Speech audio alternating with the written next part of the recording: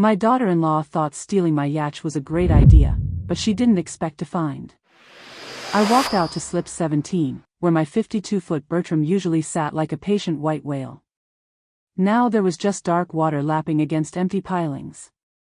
The concrete felt cold under my shoes, and I could hear other boat owners starting their engines for morning fishing trips. Normal people doing normal things with their normal possessions. Have you ever felt that creeping suspicion that someone close to you was playing a different game entirely?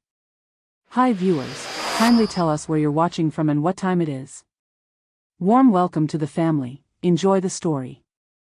I never thought betrayal would come wrapped in designer sunglasses and a smile, but when my daughter-in-law decided to take my yacht without asking, she had no idea what she was stepping into.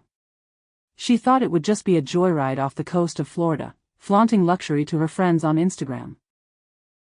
But what she didn't know was that the yacht wasn't just a floating mansion. It held files, hidden in a locked compartment, that detailed every suspicious bank transfer, every piece of property quietly signed away, every trust fund skimmed behind my back. If you've ever wondered how far someone would go to steal your life's work right from under your nose, this story will shake you to your core. Have you ever felt that creeping suspicion that someone close to you was playing a different game entirely? Has something like this happened in your community? Family members who smile at Sunday dinner while emptying your accounts on Monday morning? Do you know someone who trusted the wrong person with everything they'd built?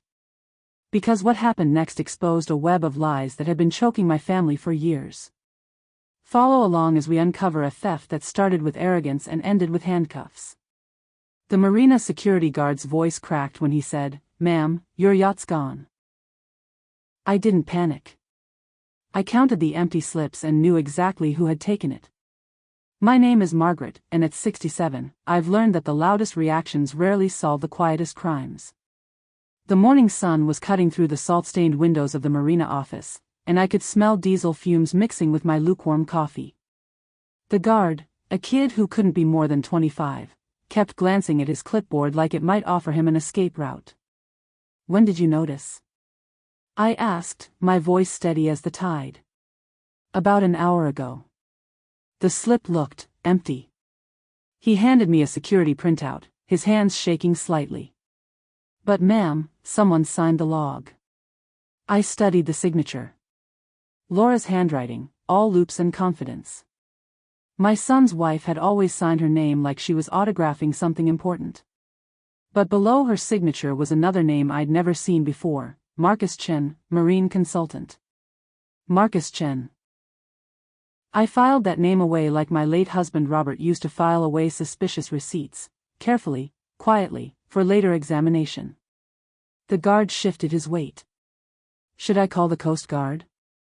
"Not yet," I said, finishing my coffee. The ceramic mug made a soft click against the counter, the same sound Robert's reading glasses used to make when he set them down after reviewing our accounts. Back when someone still asked my permission to touch what was mine. I walked out to slip 17, where my 52-foot Bertram usually sat like a patient white whale.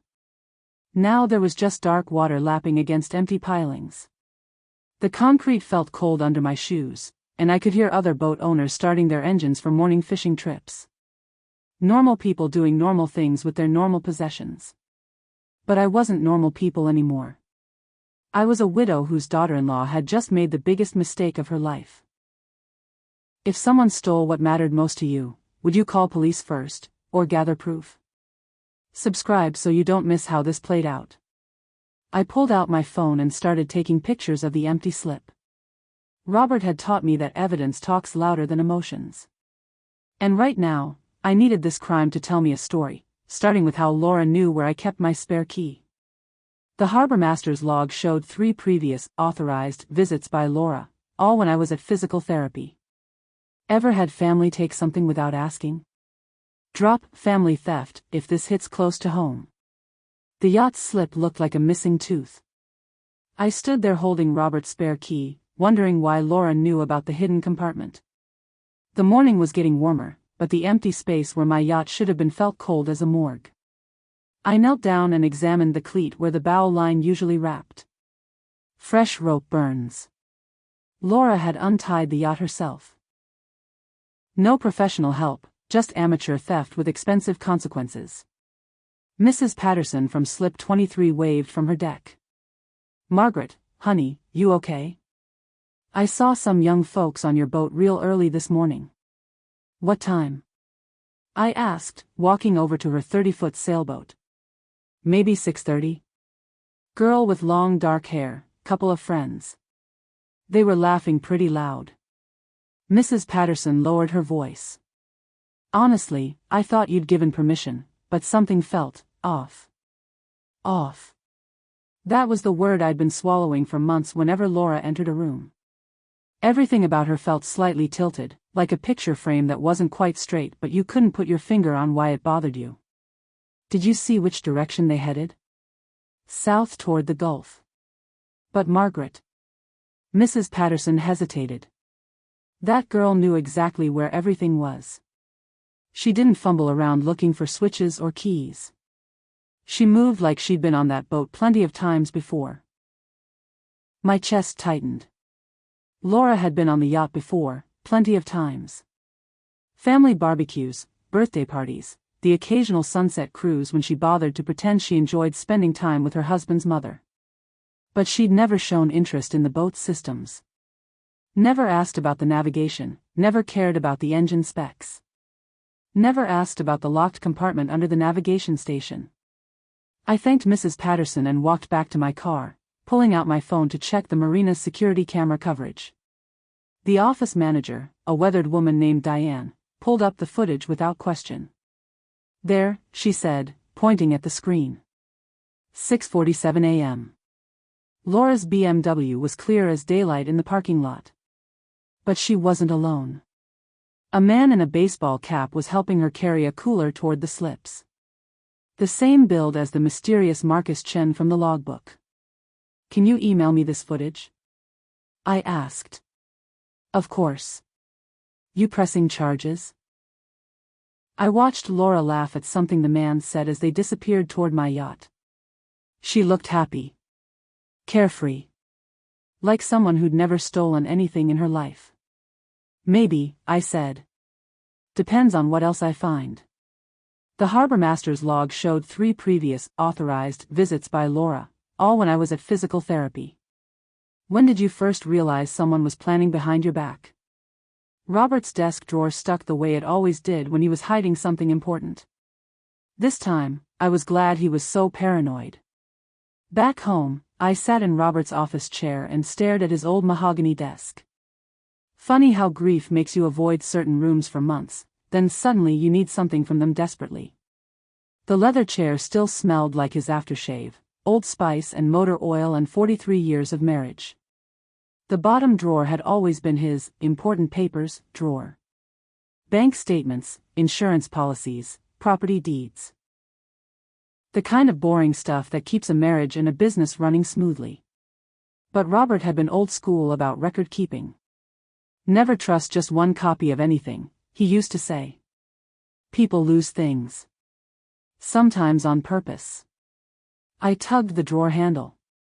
Stuck.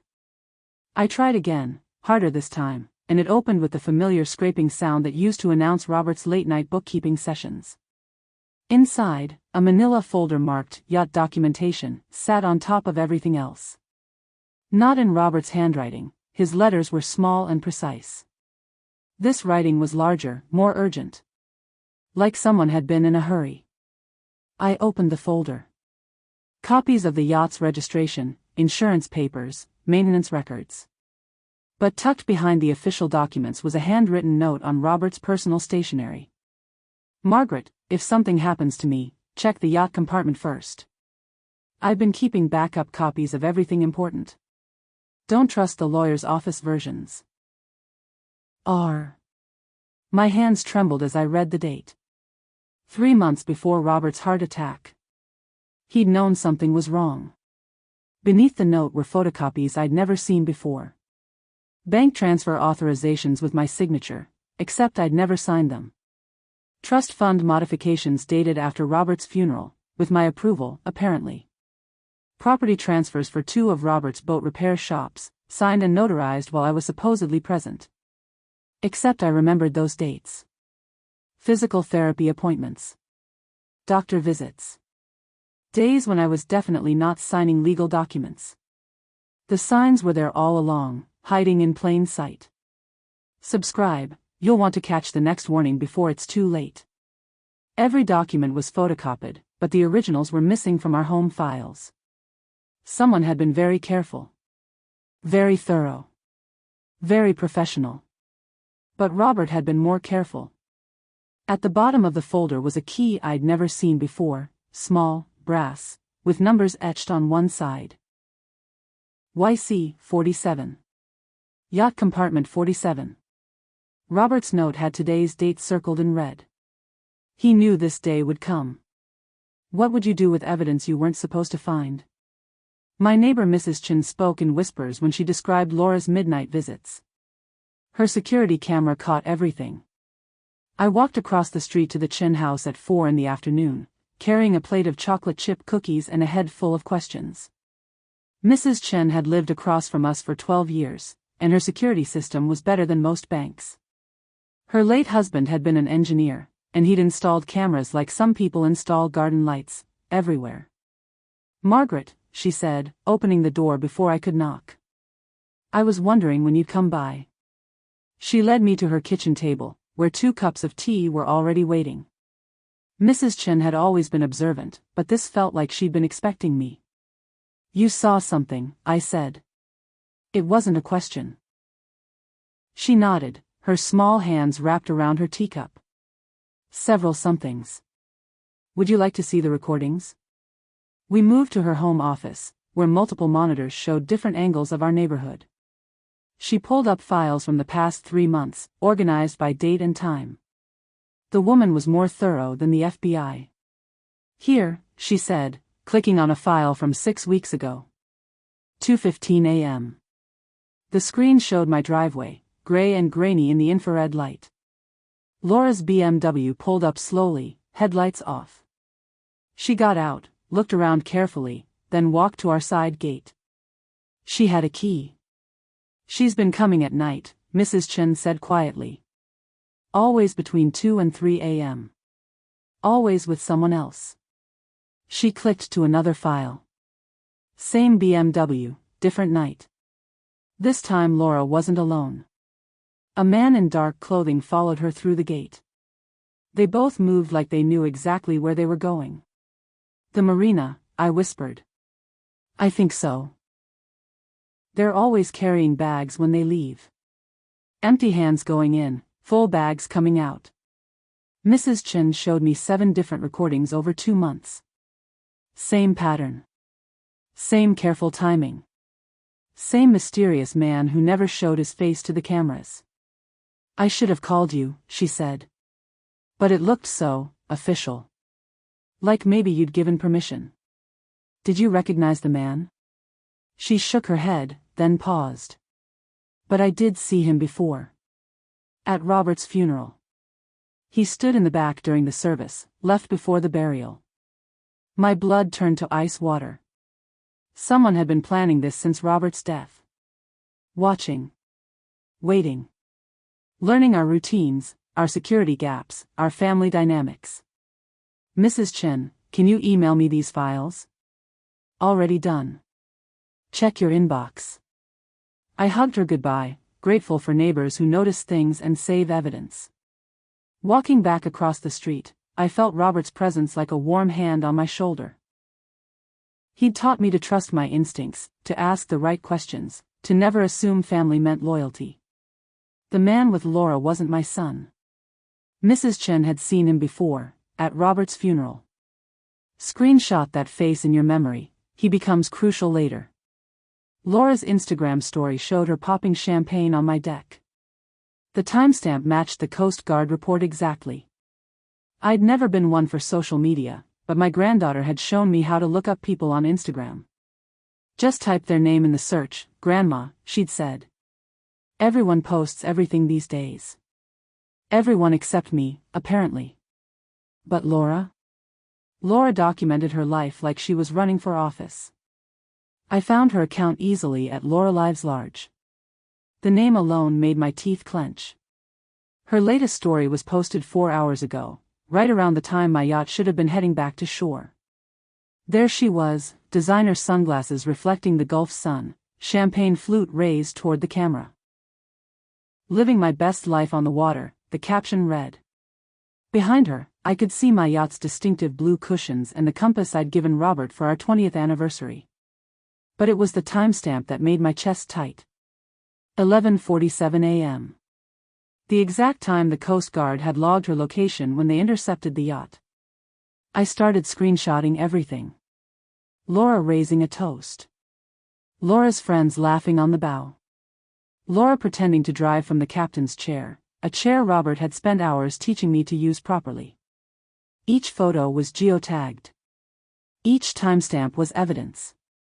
Each smile was proof that she thought she'd gotten away with something. Then I found the video from yesterday.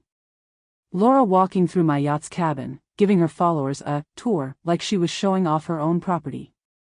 "Can you believe how gorgeous this is?" she gushed to her phone. "I am so blessed. Blessed. With my property. My husband's legacy. My life's work floating under someone else's champagne celebration. One screenshot can change everything." Subscribe if you want to see how social media became the smoking gun. But the most damaging post wasn't the celebration, it was the planning. 3 days ago, Laura had posted a photo of a marina map with a location circled in red. The caption read, "Scouting the perfect spot for the weekend. #YachtLife #BlessedWife." The circled location wasn't my home marina. It was coordinates I'd never shared with anyone, because I'd never been there. But someone had. Someone who knew exactly where to meet a yacht that wasn't supposed to be missing yet. The tagged location wasn't just the marina, it was coordinates I'd never shared with anyone. Ever caught someone lying through their own posts? Share your story below. "This isn't amateur hour," the marine investigator said, studying the yacht's GPS logs. Someone knew exactly where to disable the tracking.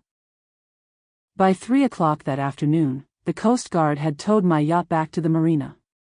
Captain Rodriguez, a weathered man who'd seen every kind of boat theft in his 20-year career, met me at the slip with a clipboard full of questions and an expression that said he'd seen this movie before. "Mrs. Sullivan, your daughter-in-law claims this was a family misunderstanding," he said, consulting his notes. "Says she had permission to use the vessel." "Did she show you any written permission?" I asked. "No, ma'am. But she did seem to know the boat pretty well. Knew where the life jackets were stored, knew how to start the engines, even knew the radio protocols." That stopped me cold. Laura had been on family boat trips, sure, but she'd never paid attention to the technical details. She was always too busy taking selfies or complaining about the sun. Captain Rodriguez led me aboard. "Thing is, we found some irregularities in the GPS system. Someone accessed the navigation computer and disabled the tracking beacon. Then programmed it to come back online at a specific time and location." He showed me the yacht's navigation screen. Numbers and coordinates that looked like a foreign language to most people, but Robert had made sure I understood the basics. The GPS showed a gap in the tracking data, for hours where my yacht had essentially disappeared from any monitoring system. "Whoever did this new marine electronics," Rodriguez continued. "They used a bypass code that most weekend boaters wouldn't even know existed." "What kind of person would know that?" "Marine mechanic. Yacht broker. Someone who works with boats professionally." He looked at me carefully. "Your daughter-in-law mention any friends in the marine industry?" "Marcus Chen." The name from the logbook suddenly made perfect sense. "Captain, I think I need to show you some security footage." We spent the next hour going through Mrs. Chen's recordings and Laura's Instagram posts. Rodriguez took notes like he was building a legal case, which I supposed he was. "Mrs. Sullivan, this looks less like family drama and more like organized theft," he said finally. "The GPS tampering, the professional knowledge, the social media documentation, it's like they wanted to get caught. Or they thought they were too smart to get caught." He smiled grimly. "Same thing, usually. I'm recommending this case go to Marine Theft Investigation. They'll want to talk to you tomorrow." The disabled GPS wasn't random, it was programmed to resume tracking at a specific marina. One I'd never heard of. Predict, what was at that mystery marina? Robert's safe opened with a click that echoed like a judge's gavel. Inside, every document told the same story: I was being erased. The yacht's lower cabin felt different now, knowing strangers had been crawling through it without permission. But I had work to do, and Robert's voice in my head was clear: check the yacht compartment first. The safe was hidden behind a panel that looked like part of the woodwork. Robert had installed it himself after we bought the yacht, spending a whole weekend with power tools and marine-grade locks. Just in case, he'd said. You never know when you might need proof of something. The brass key from his desk opened it smoothly. Inside, waterproof pouches held copies of everything: our wills, property deeds, bank account information, insurance policies. But also documents I'd never seen before. The first was a handwritten letter from Robert, dated 2 weeks before his heart attack. Margaret, I think someone is changing our paperwork. The lawyer's office has been asking for updated signatures on documents I never authorized. I've made copies of everything before any changes were made. If something happens to me, these are the originals. Don't let them erase you. Robert. My hands shook as I opened the next pouch. Inside were the real versions of our will, the trust documents, the business partnership agreements. Every single page different from what I'd been shown after Robert's funeral. In the original will, I inherited everything. Full control of Robert's boat repair business, complete ownership of all properties, decision-making power over all investments. But according to the updated version I'd signed, Laura's husband, my son Michael, was now the primary beneficiary, with Laura listed as co-executor. If your loved one left you clues from beyond, would you find them in time? Subscribe, this gets deeper. The business documents were even worse. Robert's 3 boat repair shops had been quietly transferred to a holding company I'd never heard of, Gulf Coast Marine Solutions, LLC. The managing partner listed was Marcus Chin. There it was. The connection between Laura's mystery friend and my missing assets. They hadn't just stolen my yacht for a joyride, they'd been systematically stealing my entire inheritance. The timestamp on the business transfer was damning, filed the day after Robert's funeral, while I was still picking out flowers for the grave. Every document was photocopied. Robert knew someone was changing the originals. This single discovery changes everything. Which document would have convinced you? The lawyer's office smelled like old leather and fresh justice. We have enough, she said quietly. Question is, how far do you want to go? Elena Martinez had been recommended by Captain Rodriguez. She specializes in elder fraud and estate theft, he'd said. If someone's been forging your signature, she'll nail them to the wall. Ms. Martinez was younger than I'd expected, maybe 45, with sharp eyes that missed nothing. Her office walls were covered with certificates and awards, but what impressed me most was how she listened. Really listened, taking notes while I laid out the entire story. Mrs. Sullivan, she said after I'd finished, what you're describing isn't just yacht theft. It's systematic estate fraud. The forged signatures, the document substitutions, the shell company, this is organized crime. She spread Robert's original documents across her conference table like a poker player showing a winning hand. These originals prove your late husband's true intentions. The modified documents show a pattern of forgery. And the timing, everything changed right after his death, shows premeditation. What are my options? Legally? We can file for immediate asset protection, demand full financial disclosure, and pursue both civil and criminal charges. She leaned back in her chair.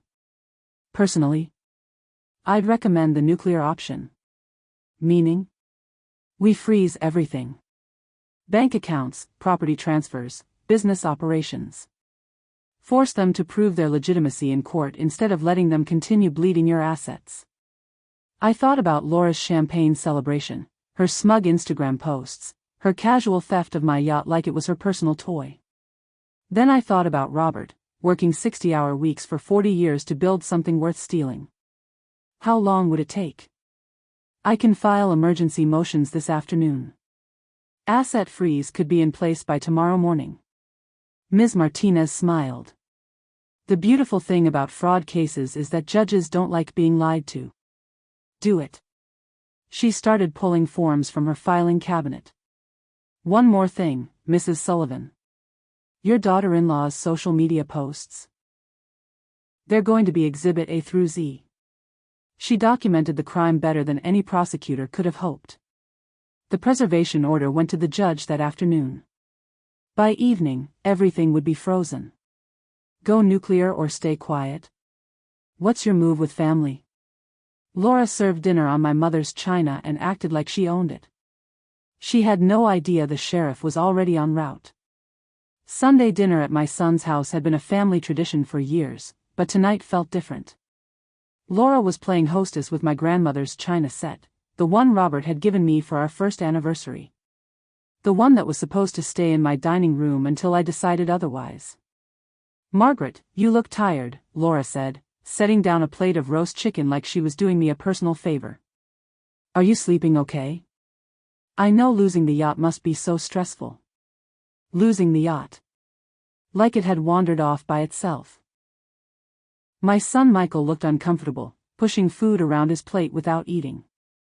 Mom, maybe we should talk about getting you some help. Someone to manage your finances, keep track of your belongings. I manage just fine, I said, cutting my chicken with surgical precision. In fact, I've been managing quite a lot lately. Laura's phone buzzed on the counter. She glanced at it and her face went pale for just a second before she recovered her smile. Excuse me, that's probably work. But I'd seen the message preview, can't reach the accounts. Everything's frozen. The hardest part isn't gathering evidence, it's staying quiet while they perform. Subscribe if you've ever bitten your tongue for justice. Laura, I said conversationally, I was looking through some old photos yesterday. Found some interesting ones from Robert's funeral. Do you remember that man who stood in the back? Tall, baseball cap, left before the burial? Her fork clinked against the china. I don't really remember. There were so many people. Funny thing about memory, I continued. Sometimes you don't notice things until you need to. Like how someone can know exactly where your boat keys are hidden. Or how they can disable GPS tracking like a professional. Or how they can forge signatures well enough to fool a lawyer's office. The room went dead quiet except for the grandfather clock in the hallway. Michael was staring at his wife. Laura was staring at me. I was staring at my mother's china and wondering if I'd ever eat off it again after tonight. Mom, Michael said slowly, what are you talking about? Ask your wife about Marcus Chen, I said. Ask her about Gulf Coast Marine Solutions. Ask her about the 4 boat trips she took on my yacht when I was at physical therapy. Laura's phone buzzed again. Then again. Messages coming in faster now, each one probably another door slamming shut on her careful plans. The doorbell rang at exactly 7 o'clock. Laura jumped like she'd been shot. Laura raised her wine glass to toast, new beginnings, just as the doorbell rang. Ever sat through dinner knowing what was coming? How did you keep your poker face? The sheriff's badge reflected Laura's shocked expression perfectly. Ma'am, we have a warrant for your arrest. Sheriff Davis stood in my son's doorway with 2 deputies behind him, holding papers that had been signed by a judge who didn't appreciate document fraud. Laura's wine glass was still halfway to her lips when he read her rights. Laura Chen Sullivan, you're under arrest for grand theft, identity theft, and fraud against an elderly person. Chen. Her maiden name. The same last name as the mysterious marina consultant who'd been helping her steal my life. This is ridiculous, Laura said, but her voice cracked. Margaret, tell them this is just a misunderstanding. Family business. Mrs.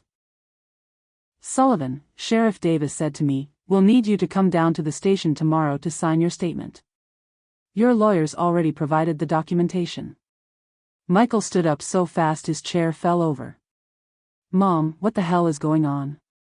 Your wife stole my yacht, forged my signatures, and has been draining your father's estate for months, I said calmly. Also, she's apparently related to the man who's been helping her. Small world. The deputies were putting handcuffs on Laura while she protested her innocence. She looked smaller now, without her designer confidence and expensive sunglasses.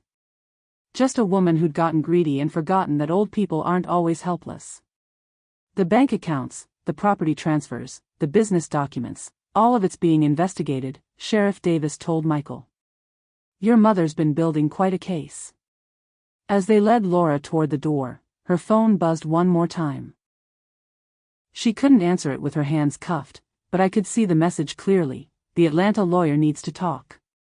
Justice served cold or hot? Which hits harder? Laura's phone buzzed with a text. The Atlanta lawyer needs to talk. A lawyer we'd never met. The Atlanta lawyer's office was empty, but his files were still warm in the printer. Someone had been covering tracks, fast. 2 days after Laura's arrest, Ms. Martinez called with news that made my coffee taste like ash. Mrs. Sullivan, we need to drive to Atlanta. The address Laura gave for her legal representation? The office is cleared out. The 3-hour drive gave me too much time to think. Laura hadn't just been working with her cousin Marcus, she'd built an entire network of people whose job was stealing from families like mine. Professional thieves wearing business suits. The law office of Harrison and Associates was located in a glass building that looked expensive and important. But when we walked into Suite 402, the only things left were empty filing cabinets and the smell of shredded paper.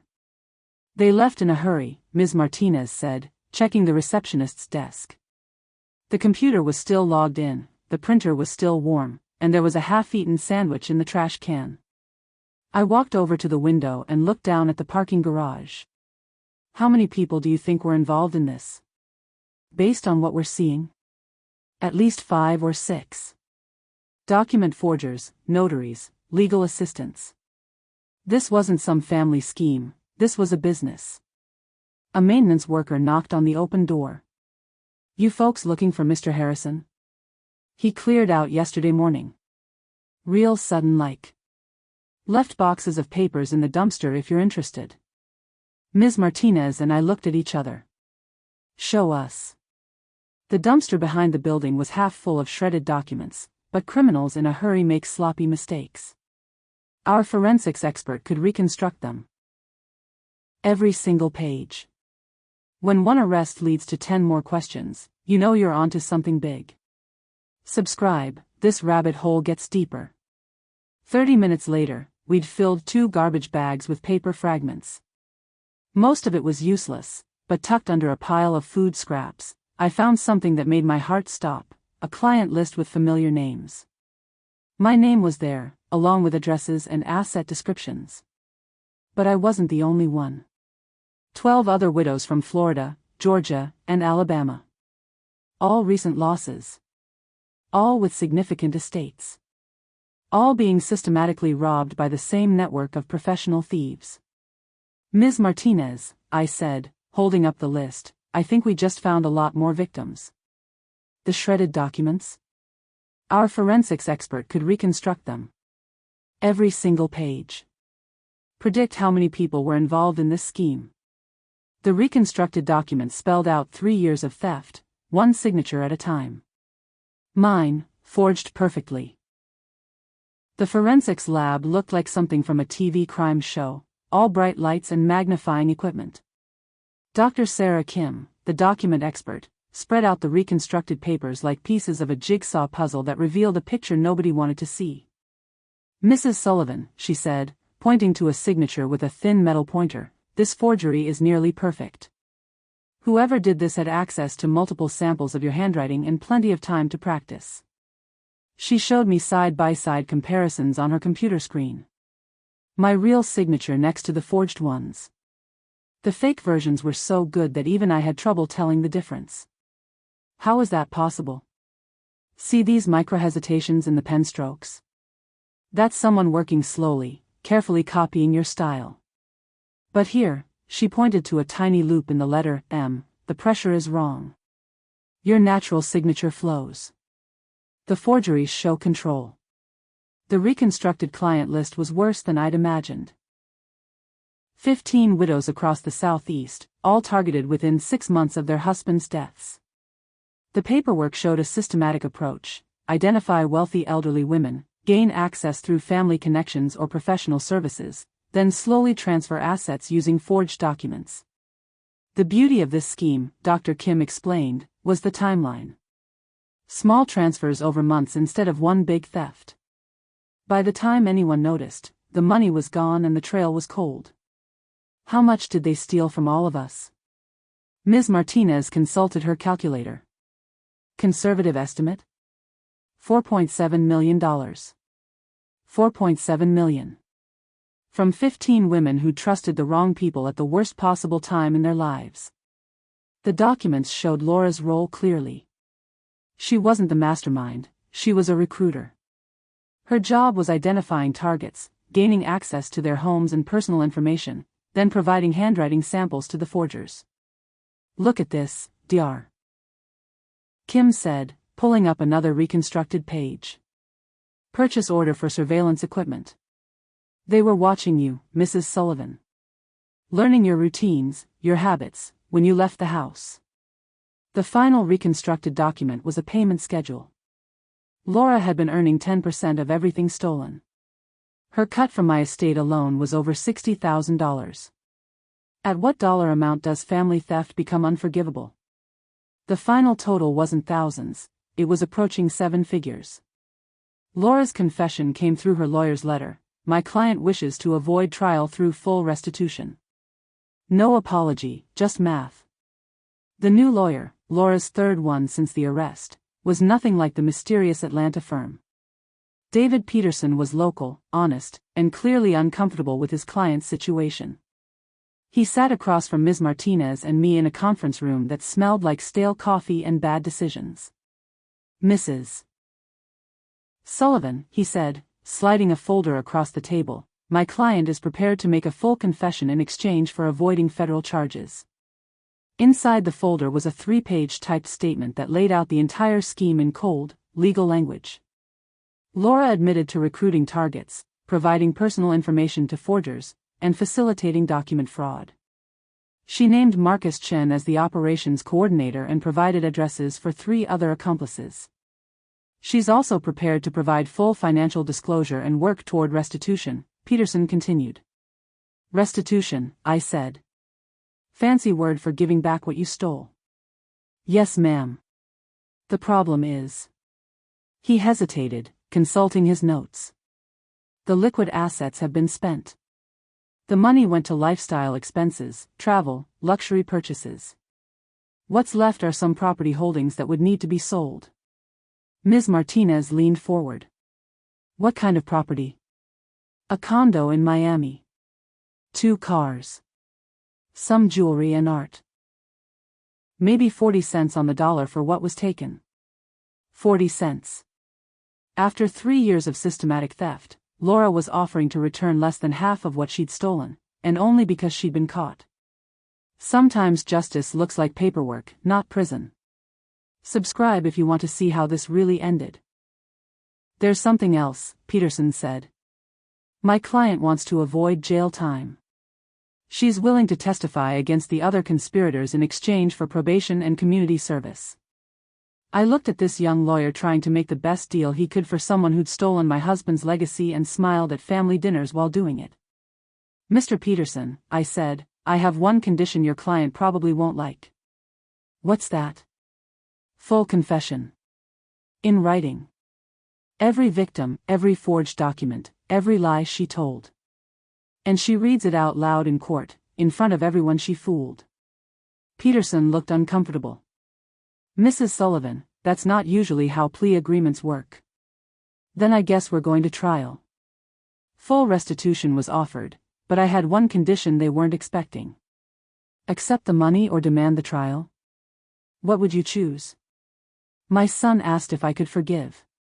I said forgiveness and trust were different currencies entirely. Michael came to my house on a Tuesday morning, looking like he'd aged 10 years in 2 weeks. His wife was in jail, his mother had become a crime victim, and his family had imploded in ways that would take years to untangle. "Mom," he said, sitting at my kitchen table where we'd shared 1,000 conversations over the years, "I need to know if you can forgive me." "For what?" "For not seeing it. For not protecting you. For marrying someone who—" He stopped, staring at his hands. "I should have known." I poured him coffee in his father's favorite mug and sat down across from him. My son, 42 years old, successful in his own business, reduced to asking his mother's permission to feel terrible about something that wasn't his fault. "Michael, you didn't steal anything. You didn't forge anything. You didn't plan anything.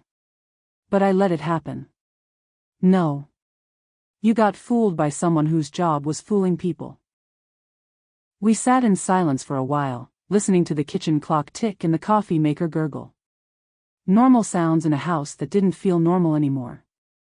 "What happens now?" he asked. "Now you decide what kind of man you want to be going forward. And I decide what kind of boundaries I need to feel safe." "Boundaries?" I pulled out a folder, not evidence this time, just practical planning. "I'm changing all my locks. I'm getting a new attorney to handle my affairs. I'm moving my important documents to a safety deposit box that only I can access." Michael nodded. "That makes sense. And I'm selling the yacht." He looked up sharply. "Mom, no. Dad loved that boat. Dad loved me more. And every time I look at it now, I think about her fingerprints on the wheel and her lies echoing in the cabin." I reached across and squeezed his hand. "Some things can't be unspoiled. Will you ever be able to trust family again?" It was a fair question. The kind of question that doesn't have clean answers. "I trust you," I said. "But I'm going to verify everything from now on." Trust is earned back slowly, and some people never get the chance to try. How do you rebuild trust after betrayal, or do you? The yacht was returned with a new security system. But the real protection was what I'd learned about family. The yacht rocks gently at its slip now, secured by more than just ropes. Some lessons cost everything, but teach you what really matters. 6 months later, I'm sitting on my yacht's deck watching the sunset paint the Gulf in shades of orange and gold. The boat sold last week to a young couple from Tampa who promised to love it the way Robert did. Tomorrow, they'll take possession and I'll walk away with enough money to buy a small condo overlooking the water, something that's completely mine, with no family history to complicate. Laura served 18 months in federal prison and testified against 5 other conspirators. The Atlanta lawyer was never found, but the other members of the theft ring are awaiting trial. 12 of the 15 widow victims got partial restitution. It's not perfect justice, but it's something. Michael visits twice a week now, and we're slowly rebuilding what family means when you can't take trust for granted. He divorced Laura while she was in prison, papers signed in a visitor room that probably smelled like disinfectant and regret. The funny thing about betrayal is how it clears your vision.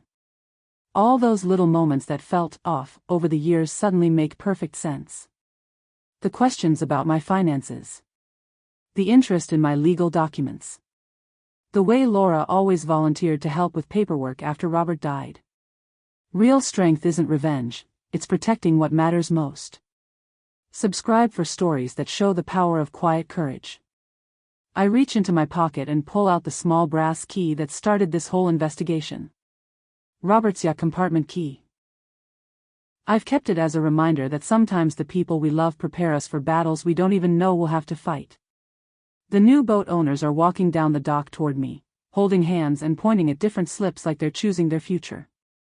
They're probably my son's age, maybe younger. Full of plans and dreams and trust in tomorrow. I hope they never need a hidden safe full of backup documents. I hope they never have to count empty boat slips and wonder who they can trust. I hope their family dinners stay boring and their signatures stay their own. But if they ever do need to fight for what's theirs, I hope they remember that quiet strength beats loud anger every time. That evidence talks louder than emotions. That old people aren't always helpless, and family doesn't always mean loyal. The sun disappears into the Gulf, and I know Robert would be proud. Some things are worth fighting for, quietly. What's the most important thing you'd fight to protect? Share your answer below. Thanks for watching. If Margaret's journey inspired you, hit that like button and subscribe for more stories of transformation. What does it take for someone to truly reclaim their life? Share your thoughts below. If this story touched your heart, hit that like button. Subscribe for more stories that make you feel, think, and maybe even heal a little. Tell me in the comments what aspect of Margaret's journey resonated most with you. And remember, the most powerful strength doesn't come from revenge, it comes from protecting what truly matters.